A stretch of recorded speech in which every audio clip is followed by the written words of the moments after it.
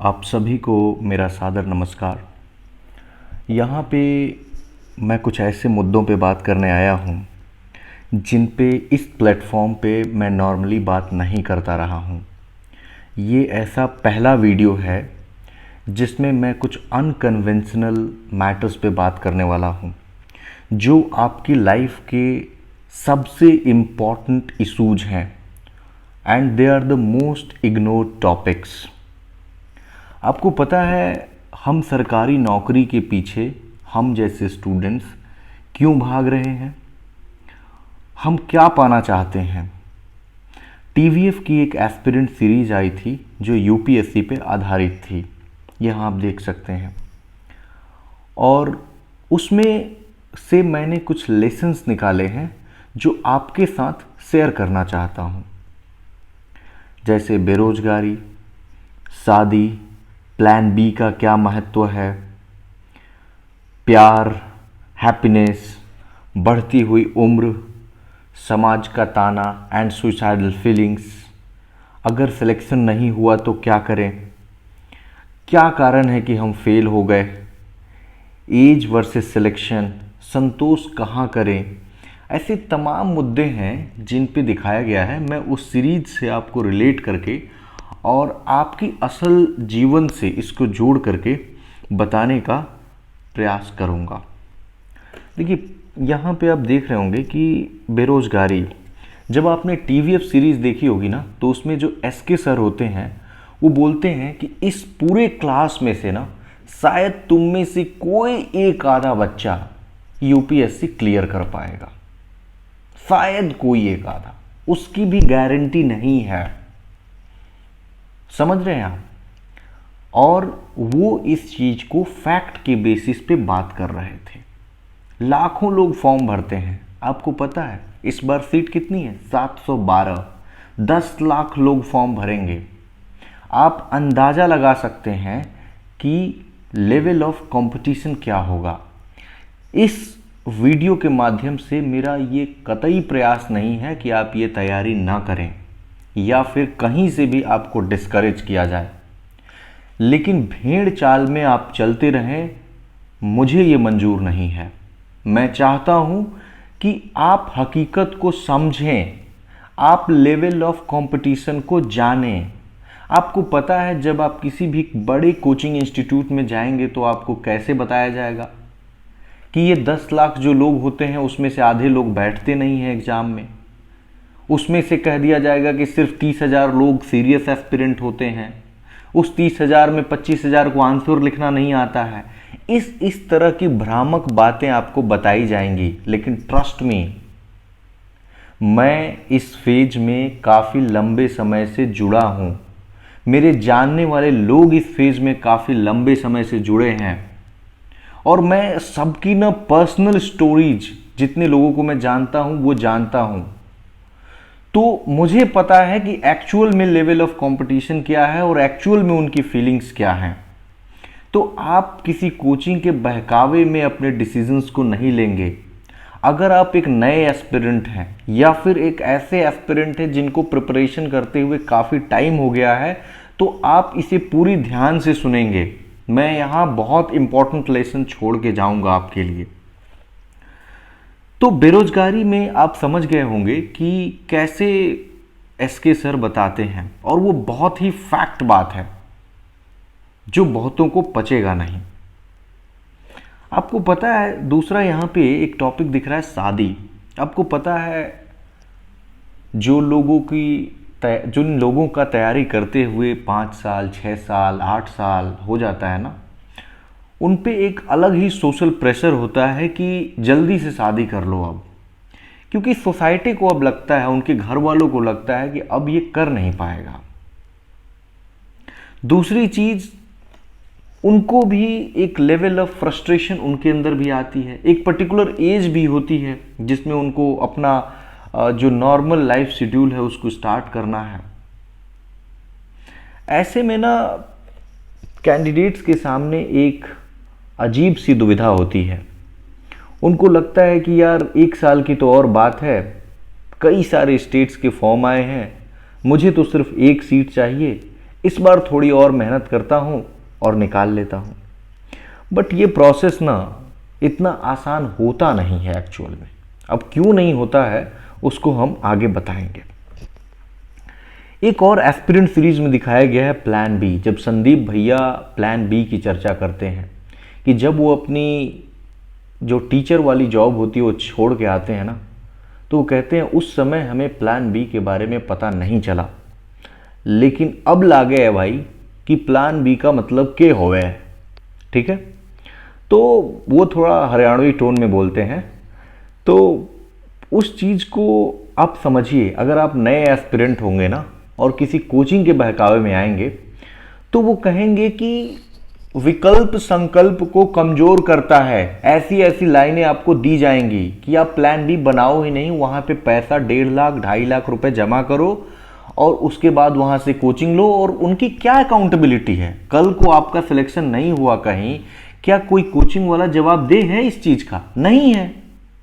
तो आप उनके बहकावे में ना आए, आप अपना डिसीजन खुद लें कि क्या आपको लगता है कि प्लान बी की जरूरत है या प्लान बी की जरूरत नहीं है। ठीक है, इसमें प्यार आपको एक धैर्य नाम की लड़की उस एस्पिरेंट सीरीज में दिखाई गई है, और जो इसका मेन कैरेक्टर होता है अभिलाष, जो बंदा आईएएस बनता है, तो उसमें ना एक स्टोरी देखा होगा आपने कि बताया जाता है कि लड़के का सिलेक्शन रह जाता है, लड़की क्वालिफाई हो जाती है हर बार, उसकी जो गर्लफ्रेंड होती है।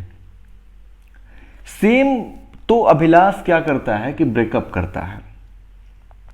ठीक है, तो अभिलाष जब ब्रेकअप करता है तो आपने देखा होगा, एक चीज नोटिस करी होगी कि वो आईएएस बनने के बाद भी खुश नहीं रहता है, वो हमेशा टेंशन में रहता है।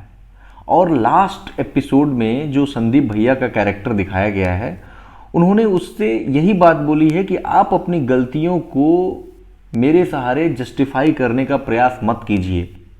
ठीक है, तो यूपीएससी में ना या फिर किसी भी एग्जाम की तैयारी में आप बहुत कुछ सैक्रिफाइस कर देते हैं, और जब आप उसको वो चीज़ें आपको मिलती भी हैं ना, तो आप उन चीज़ों को उस तरह से एंजॉय नहीं कर पाते जैसा आपको करना चाहिए था। एक और है, इस बारे में मैं बात कर चुका कि बढ़ती हुई उम्र की 1 साल और 1 साल और। हम तो यही सोचते हैं ना कि इस बार यूपीपीएससी की भी फॉर्म आई है, बीपीएससी की आई है, यूपीएससी का एग्जाम होना है। आपको पता है होता क्या है? ये एक कहते हैं ना कि ट्रायंगल है, और उस ट्रायंगल में जो बेस है वो बड़ा है और ऊपर की तरफ छोटा होता जाता है। मतलब कि आपने अगर लेनिन का वो कॉन्सेप्ट पढ़ा होगा ना, लीडरशिप वाला, तो सेम वही वाला यहाँ अप्लाई होता है कि प्रीलिम्स में जो फॉर्म भरेंगे वो तो सारे लोग देंगे एग्जाम, जैसे ही प्रीलिम्स का रिजल्ट आएगा सिर्फ 10,000 लोग पास होंगे। तो उन व्यक्तियों का क्या जो 9,90,000 जो फॉर्म भरे थे, उनका क्या? जैसे ही मेंस का रिजल्ट आएगा उसमें से 8,000 लोग गायब हो जाएंगे, सिर्फ 2,000 लोग बचे हैं अभी। और आपको पता है सिर्फ उसमें से 800 लोग बचेंगे या 700 बचेंगे फाइनली। उस 700 में से भी आपको पता है जिस व्यक्ति की 700 रैंक आएगी उसको क्या मिलेगी? ऐसी सर्विस मिलेगी कि वो सोचेगा कि मुझे इससे बढ़िया तो स्टेट सर्विस कर लूं मैं।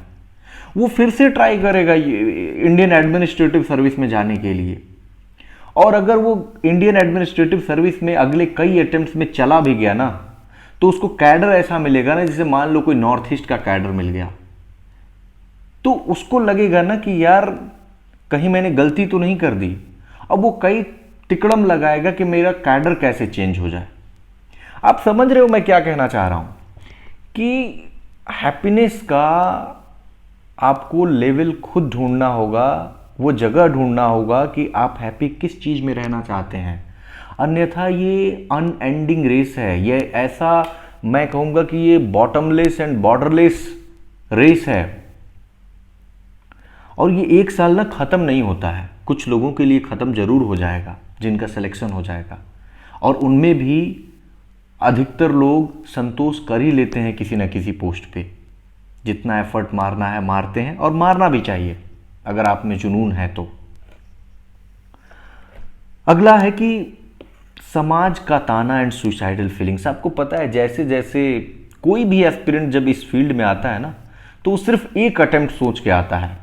मैं किसी भी कैंडिडेट को नहीं जानता हूं जो एटमोस्ट ये बोले कि यार मैं 2 अटेम्प्ट से ज़्यादा दूंगा यूपीएससी के लिए, क्योंकि 2 अटेम्प्ट भी देने के लिए ना आपको 2 साल पहले से तैयारी करनी पड़ेगी, एटलीस्ट 1 साल पहले से, और वो दो यानी 3 साल आपके लगते हैं। पता है जो फर्स्ट अटेम्प्टर होता है ना, उसके लिए 5 ईयर प्लान अगर किसी को बोल दो ना कि इस भैया को तैयारी करते हुए 5 साल हो गए हैं, उसको लगता है ना कि ये भैया, वर्ड में नहीं बोलूंगा, आप समझ सकते हो कि वो क्या है। तो मतलब इस तरह की फीलिंग्स उसके मन में आती है। लेकिन जब आप एक्चुअल प्रिपरेशन मोड में जाओगे ना, तो वो 1-1 साल कि चलो पहला अटेम्प्ट दिया, आसपास के भी लोग बोलेंगे कि यार पहले में किसका होता है, नेक्स्ट टाइम ट्राई करो। दूसरा आएगा, आपका प्रीलिम्स निकल जाएगा, आपका मेंस नहीं होगा, आपको लगेगा अरे मैंने तो आंसर लिखा ही नहीं था, थर्ड ट्राई करता हूं। थर्ड में आपका ये एग्जाम का नेचर इतना अनसर्टन है कि आपको लगेगा कि आपको मेंस पे फोकस करना है, आपका अगली बार प्रीलिम्स नहीं होगा। क्योंकि वो बच्चा जिसका 2 बार से प्रीलिम्स नहीं हो रहा था, वो कंटिन्यूअसली प्रीलिम्स पे लगा है कि किसी भी तरह नाक बचानी है, इज्जत बचानी है कि यार प्रीलिम्स इसका नहीं हो रहा है। तो वो प्रीलिम्स पे लगा हुआ है पूरी जी जान से, आप समझ रहे हो। तो वो उसके लिए एक इज्जत का सवाल है, और उसमें आपका प्रीलिम्स रुक गया।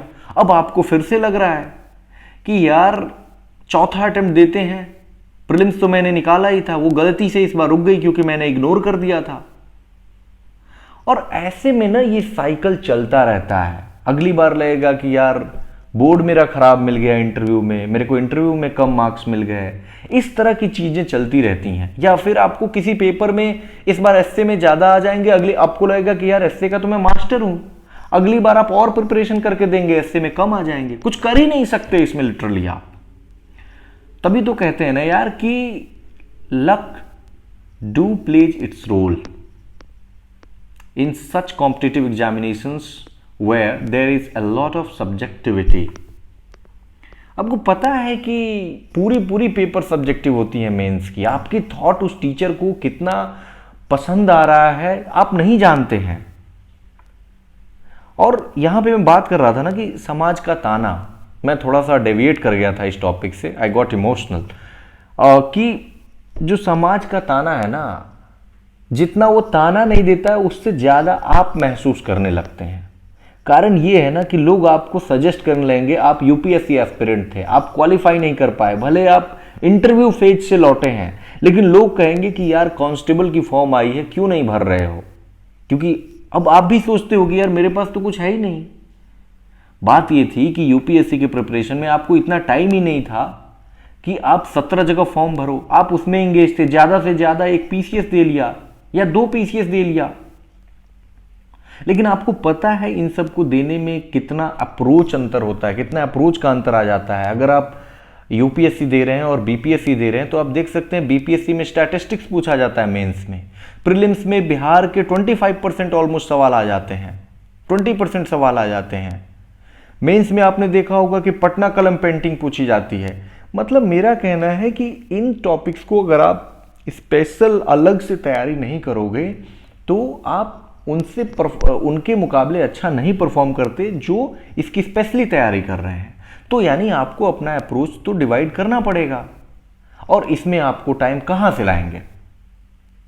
तो ये समस्या बन जाती है और ये एंडलेस साइकिल में आप फंस के रह जाते हैं। अब बात आती है ना, कई लोगों को लगता है यार कि मैंने इतने साल दे दिए, आईएएस आईपीएस पीसीएस, कुछ हुआ नहीं, तो अब मैं क्या करूं, मतलब मेरे पास क्या ऑप्शन है। मेरी समझ से ना आपको ठंडे दिमाग से सोचने की ज़रूरत है कि क्या इसमें आप जाना ही क्यों चाहते थे। ये क्वेश्चन इंटरव्यू में बहुत पूछा जाता है कि आप इस सर्विस में क्यों आना चाहते हैं, और मुझे लगता था ना कि ये सवाल क्यों ही पूछते हैं यार, पता तो है ही उनको, लेकिन ये बहुत इंपॉर्टेंट सवाल है।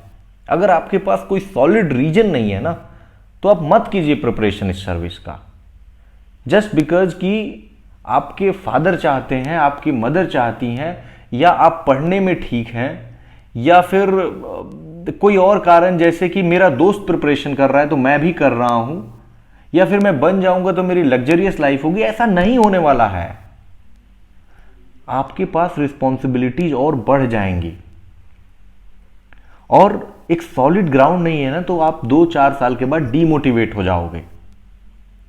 तो मेरा यह कहना है कि आप ऑप्शन तलाशो, आप पूरी शिद्दत के साथ ट्राई कीजिए, इसमें कोई डाउट नहीं है, लेकिन आपका एक टाइम फ्रेम होना चाहिए कि इतने समय तक मैंने अब समय दे दिया है और अब मुझे लगता है कि मुझे अपना इस फील्ड में करियर को एक्सप्लोर करना है। वो टीचिंग हो सकता है, वो आपका बिजनेस हो सकता है, आपको जो एक्टिंग करना है, आपको जो करना है वो करें। एक और मेरे मन में सवाल आ रहा था कि आखिर लोग क्यों इन परीक्षाओं में फेल हो जाते हैं। आपसे अक्सर पूछा जाता होगा कि यार आपका हुआ नहीं, आपका क्यों नहीं हो पाया। आपसे जो जूनियर्स होंगे ना, वो जरूर पूछेंगे कि आपका नहीं हो पाया, क्या गलती की भैया आपने। मैं बताता हूं कि भैया ने क्या गलती करी। अभी मैंने बताया कि 10 लाख लोग जब फॉर्म भरेंगे तो वैकेंसी है 710। आपको पता है कि ये 710 टोटल नंबर ऑफ वैकेंसीज हैं। इसमें से भी 60% जो है वो सीटें रिजर्व्ड होंगी। मान लीजिए कि आप जनरल कैटेगरी के मेल हैं, आप अंदाजा लगा सकते हैं कि आपको कितनी रैंक चाहिए, और खासकर जब आपको आईएएस चाहिए तो उसमें तो आप अंदाजा लगा सकते हैं कि आप टॉप 60 के बाहर गए, 60-65, तो आपको तो इंडियन एडमिनिस्ट्रेटिव सर्विस तो मिलेगा ही नहीं। मतलब उन 10 लाख लोग जो एस्पायर कर रहे हैं उसमें आप टॉप 60 में नहीं आए तो आपका ये जो ड्रीम है वो नहीं पूरा होगा। ये मैं फैक्ट के बेसिस पे बात कर रहा हूं। दूसरी चीज, ये जो आपको 710 दिख रहा है ना, ये आपको मैं बहुत डीप एनालिसिस करके बता रहा हूं, ये 710 है नहीं, ये 710 से कम है। कारण ये है कि इसमें 710 में वैसे लोग होंगे जो पिछले साल आईआरएस में सेलेक्ट हुए थे, आईआरटीएस में सेलेक्ट हुए थे, या इंडियन पोस्टल सर्विस में सेलेक्ट हुए थे। वो सारे लोग अपना रैंक इंप्रूव करेंगे। कई लोगों की रैंक इंप्रूव होकर के वो आईएएस बन जाएंगे और कई लोगों का रैंक इंप्रूव ना होगा और वो फिर से इन्हीं अलाइड सर्विसेज में उनको फिर से मिलेगा। ऐसे कम से कम 200 लोग तो जरूर होंगे, 300 भी हो सकते हैं। मेरे अनुसार ये पोस्ट एक्चुअल में 400 बची। जो नए बच्चे आएंगे, सिर्फ 400 नए बच्चे, मैं एक आकलन बता रहा हूं, मैं कोई बिल्कुल मेरे पास डेटा नहीं है, बट ओवरऑल मैं एनालिसिस किया हूं कि कैसे होते हैं। जैसे आपने कई आईआरएस को देखा होगा, जैसे इस बार का अगर टॉपर आपने देखा होगा तो रैंक 1 जो थे तो वो पहले से आईआरएस अधिकारी थे जो 2019 के टॉपर थे, यानी पिछली बार भी उनको एक सीट एलोकेट हुई और इस बार भी। और आपको पता है कि वेटिंग लिस्ट नहीं जारी की जाती है। क्या जारी की जाती है? Reserve list. और रिजर्व लिस्ट वेटिंग लिस्ट नहीं होता है। कई लोग इसमें कंफ्यूज रहते हैं। वेटिंग लिस्ट का मतलब होता है कि अगर एक बंदे ने ज्वाइन नहीं की तो दूसरे को दे दो, लेकिन रिजर्व लिस्ट में होता है कि अगर 710 वैकेंसी आई है तो देखना जब फाइनल रिजल्ट आएगा ना, 712 शायद वैकेंसी आई है, तो फाइनल रिजल्ट में 712 को नहीं सेलेक्ट करेंगे, ये सेलेक्ट करेंगे 600 समथिंग। मान लो 600 लोगों को, सिर्फ 600 लोग सेलेक्ट होंगे। बाद में 112 लोगों को वो एडजस्ट करेंगे कैटेगरी के अनुसार। ठीक है, तो आप देख सकते हैं कि कितना लेवल ऑफ कंपटीशन है, कितने लोग सेलेक्ट हो जाएंगे। मान लेते हैं आपके 6 अटेम्प्ट हैं, कितनी लोगों को 6 अटेम्प्ट में क्लियर करा लेंगे? 2400, 2500। लेकिन वहां फिगर कितना है? वो 6 अटेम्प्ट में वो 10 लाख को जोड़ लीजिए, वो कितने लोग आ जाएंगे नए नए। तो सबसे बड़ा कारण तो यही सिंपल मैथमेटिक्स है इसमें। दूसरा है ना यार कि अब चलो, अब ये तो उस मैथमेटिक्स का हम कुछ कर नहीं सकते। दूसरा ये होता है विशफुल डिजायर्स। हमारे पास इच्छाएं तो हैं, लेकिन उन इच्छाओं की पूर्ति के लिए हमारे पास कोई सॉलिड प्लान नहीं होता है। हम ये चाहते तो हैं कि यार हम बन जाएं, बनते तो बड़ा अच्छा रहता, लेकिन क्या हम उसके लिए जो राइट प्लान, राइट स्ट्रैटेजी और the kind of labour that it requires, whether we are doing it और नॉट, यहां पे हम लैग कर जाते हैं। एक बहुत इंपॉर्टेंट फैक्टर है जिसको इग्नोर किया जाता है, सोशियो इकोनॉमिक रियलिटीज। सी, मैंने एक एनालिसिस की है, जो लोग भी सेलेक्ट होते हैं, एक सिलेक्शन हो जाएगा ना कि किसी रिक्शा वाले का लड़का आईएएस बन गया या किसी पंचर बनाने वाले का लड़का आईएएस बन गया, उसको इतना ज़्यादा हाईलाइट किया जाएगा ना कि आपके मन में भर जाएगा कि ऐसा लगेगा कि सारे रिक्शे वाले के लड़के आईएएस बन रहे हैं, क्योंकि उसको इतना प्रचार ही किया जाएगा। बट हकीकत ये है कि मेजॉरिटी ऑफ द पीपल, मैं कह रहा हूं मेजॉरिटी ऑफ द पीपल, उनके पेरेंट्स का आप सोशियो इकोनॉमिक बैकग्राउंड देखिए। They are from well to do families. Look at their schooling, अच्छी सी बोर्डिंग स्कूल होगी। मैं एक्सेप्शंस की बात नहीं कर रहा हूं, मैं हमारी फ्रेंड सर्कल के बीच इस बात पे डिस्कशन होती है। हम लोग एक एक कैंडिडेट्स का प्रोफाइल देखते हैं, जो डेटा हमारे पास अवेलेबल होता है जिनका। तो आप वो 2-4 एग्जाम्पल्स पे केवल मत जाइए, ये हकीकत है। तो आपको अपनी सोशियो इकोनॉमिक रियलिटीज को समझ करके, और आपको एक्स्ट्रा मेहनत अगर आप डाल सकते हैं उनसे, मान लीजिए कि आप किसी बिहार या यूपी के किसी सरकारी विद्यालय से पढ़ के जाते हैं, आपको पता है कि यहाँ पे क्वालिटी ऑफ एजुकेशन क्या है, आपने 12th यहाँ से कर ली।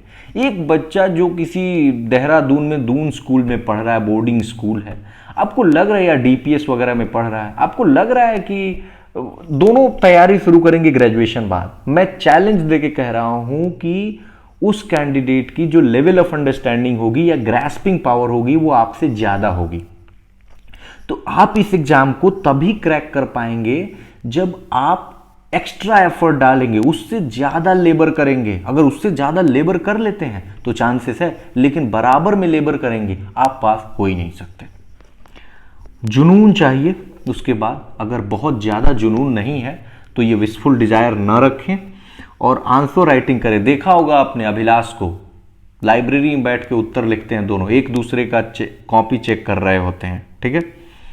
एक फैक्टर होता है कि एज वर्सेस सिलेक्शन। सी जैसे जैसे आपका एज बढ़ता जाएगा ना, आपका जो मोटिवेशन लेवल है वो गिरता जाएगा। यानी दोनों में, age, increasing age and motivation level में एक इनवर्सली प्रोपोर्शनल रिलेशनशिप है, ठीक है। तो मेरा ये सजेशन है कि आप इस एग्जाम में जब तैयारी शुरू कर रहे हैं ना, तो जल्द से जल्द जितनी एनर्जी है आप ज़्यादा से ज़्यादा कॉन्सेंट्रेट करके डालें।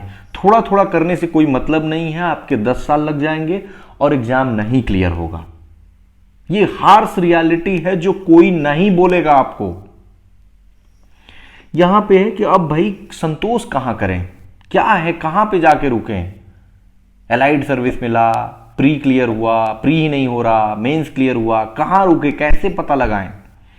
तो देखिए, आप इसके यू आर द बेस्ट जज अपने बारे में। एटलीस्ट अपनी पोटेंशियल को समझें, ठीक से आकलन करें, पुराने वर्षों के प्रश्न पत्र को देखें और अपने जो भी आसपास के लोग जो तैयारी कर रहे हैं, जो टॉपर्स हैं, उनकी कॉपीज देखें और आप बिल्कुल आंकड़ा लगाएं कि कितना समय आपको लगेगा और अपना डिसीजन लें। बहुत सिंपल है।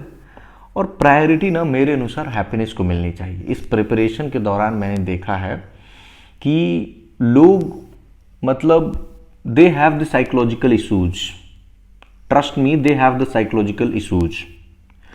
तो आप हैप्पीनेस को प्रायोरिटी दें, ये बहुत ज़्यादा ज़रूरी है। और ये कहते हैं ना कि फलाना आदमी मेरे से ये उम्मीद लगा, कोई आपसे उम्मीद लगा के नहीं बैठा है। कोई आपको नहीं कह रहा है कि हाँ आप यही बनिए तो ये है। वो आप मिले और आपसे पूछ लिया और आपको लगता है वो आपके बारे में सोच रहा है, नहीं सोच रहा है। मैं बहुत ही कड़े शब्दों में इन चीज़ों को बता रहा हूं यहाँ पे। आप बिल्कुल ठंडे दिमाग से इन सारे बिंदुओं पे सोचें। और मेरी तरफ से ये है कि 40-45 मिनट के वो एस्पिरेंट की सीरीज है, आप उसको ज़रूर देखें। उसमें जो भी एडवर्टीजमेंट है, मैं उसको प्रमोट करने के लिए नहीं बोल रहा हूँ कि आप उसकी जो भी एडवर्टीजमेंट है उससे इन्फ्लुएंस हो, बल्कि उसके लेसन्स को समझें और एक एक बातों को समझने का प्रयास करें। क्योंकि जो लोग तैयारी किए हैं ना इस फील्ड में, वो समझ सकते हैं कि जब कैसे आपका आखिरी अटेम्प्ट ओवर होता है तो आपको कैसी फीलिंग आती है, जब आपका प्रीलिम्स क्लियर नहीं होता है तो कैसी फीलिंग आती है। पता है, एक लाइन उसमें एसके सर द्वारा बोला जाता है कि यार इतना पढ़ने के बाद ना, मतलब जैसे वो बोलते हैं कि फर्स्ट अटेम्प्ट नहीं निकला, सेकंड अटेम्प्ट नहीं निकला, थर्ड अटेम्प्ट नहीं निकला, फाइनल अटेम्प्ट नहीं निकला, पलट के देखो तो जिंदगी के 6 साल निकल गए। और कॉन्फिडेंस जो है ना वो जमीन में धंसा हुआ होता है। मतलब आपको इतना जान के भी इतना खाली सा महसूस करेंगे ना, क्योंकि आप उम्मीद करोगे कि यार मुझे कोई प्रोपोर्शनली रिस्पेक्ट दे, बट वो आपको मिलेगा नहीं। लोग सिर्फ याद इतना ही रखेंगे कि whether you qualified this service और क्वालिफाइड फॉर दिस सर्विस और नॉट। नोबडी केयर्स कि आप इंटरव्यू दिए, मेंस दिए, 4 बार इंटरव्यू दिए, कोई केयर नहीं करेगा, आप देते रहिए। तो ये सब कुछ बातें थी जो मुझे बतानी थी, और मुझे लगता है कि इससे आप थोड़ा सा अगर प्रिपरेशन में ढीलापन होगा तो आप सीरियसनेस लाएंगे, और अगर बहुत ही ढीलापन आप तैयारी कर रहे हैं तो मेरे अनुसार आप छोड़ दीजिए। मेरा तो यही सजेशन है।